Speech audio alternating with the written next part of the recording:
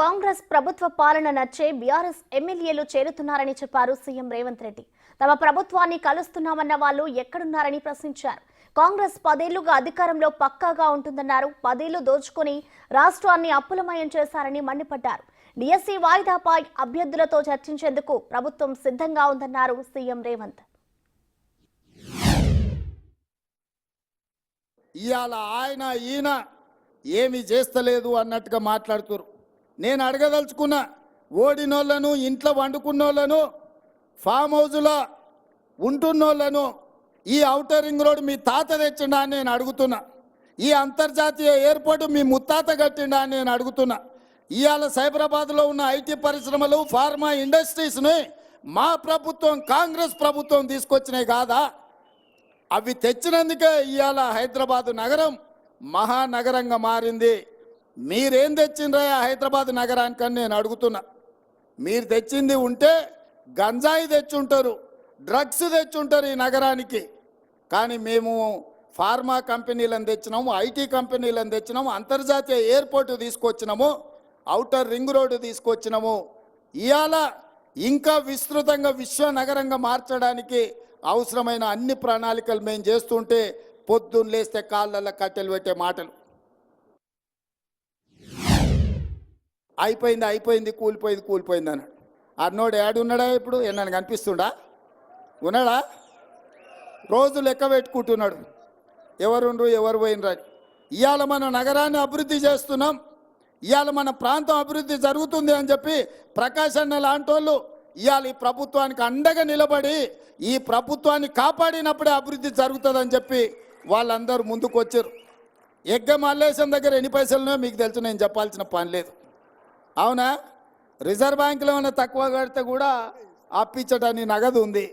ఇవాళ వాళ్ళందరూ మనకు ఎందుకు మద్దతు పలుకుతున్నారు అంటే, అరే తెచ్చుకున్న తెలంగాణ మనం బాగు చేసుకోవాలనా?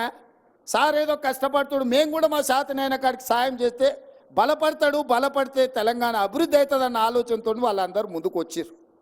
ఏముందే నా దగ్గర ఇయనీకే? ఏముంది చెప్పురు? నా అంగి అమ్మితే ఏం రాదు, లాగమ్మితే కూడా ఏం రాదు. ఏమిస్తాను నేను వాళ్ళకు?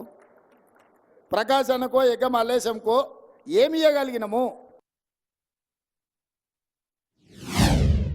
ఈ ప్రభుత్వాన్ని పడగొడతామని ఇద్దరు అచ్చోసిన ఆంబోతులాక ఊరు మీద ఇడిచిన మైసమ్మ పోతులు ఉంటాయి కదా, అట్లా మన మీద బీఆర్ఎస్ వాళ్ళు, బీజేపీ వాళ్ళు పడగొడతాం అంటారు.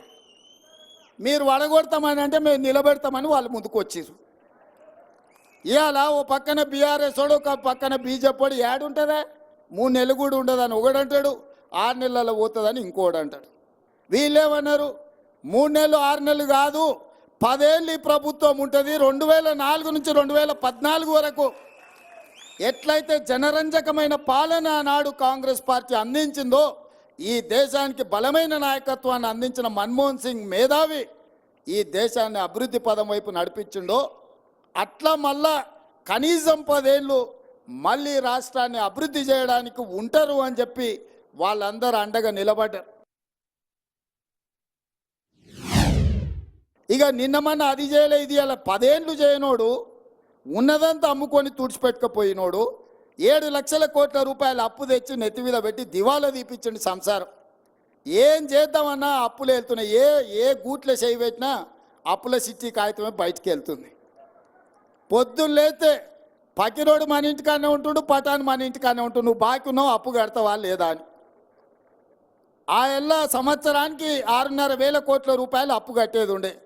ఇవాళ ఈ మొనగాడు చేసిన పనికి నెల మొదటి తారీఖు నాడు, ప్రతి నెల మొదటి తారీఖు నాడు 7,000 కోట్ల రూపాయలు మిత్తి కడుతున్నాం నేను, మా బట్టి విక్రమార్క. సంవత్సరం తిరిగే లోపల 72,000 కోట్లు మిత్తి కట్టడానికి అవుతుందా? అసలు సంగతి దేవుడు ఎరుగు. ఇది పరిస్థితి. ఎందుకు ఇవన్నీ చెప్తున్నా అంటే మీకు అన్ని లెక్కలు తెలవాలి. ఇవాళ సంసారము అప్పుల పాలైంది. ఈ అప్పుల పాలైన సంసారాన్ని ఒకటొక్కటిగా జర సర్దిద్దుకుంటూ వస్తున్నా.